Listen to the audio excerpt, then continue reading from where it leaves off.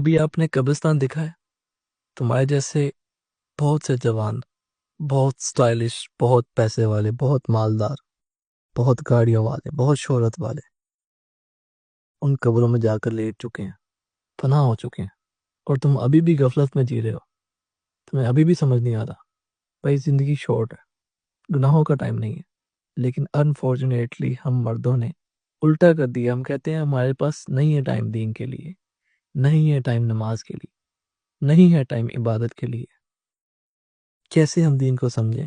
Time ہی نہیں ملتا۔ کیسے عبادت کریں؟ ٹائم ہی نہیں ملتا۔ ذمہ داری تو بھائی آپ کی ہے، آپ نے جواب دینا ہے۔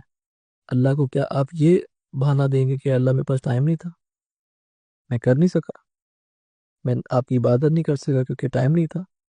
بس تمہارے پاس وقت ہے تو گیمنگ کے لیے، سوشل میڈیا کے لیے، نیٹ فلکس کے لیے، ہر اس بیکار سے بیکار چیز کے لیے تمہارے پاس وقت ہے، لیکن تمہارے پاس وقت نہیں ہے اللہ کے لیے، دین کے لیے، قرآن کے لیے۔ کیا فرق ہے آپ میں اور اس کافر میں یا اس ایتھیسٹ میں جو اللہ کو نہیں مانتا؟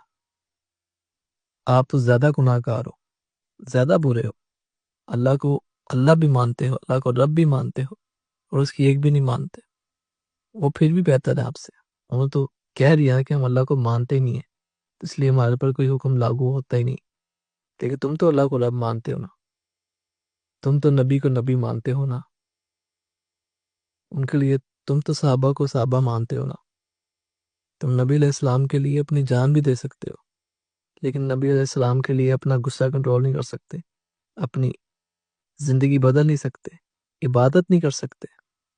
تم جھوٹے ہو، تم مسلم نہیں ہو۔ یہ زندگی بہت چھوٹی ہے، اپنی آخرت بنا لو۔ تمہاری اگر آخرت بن گئی نا تو سمجھو تمہاری زندگی بن گئی۔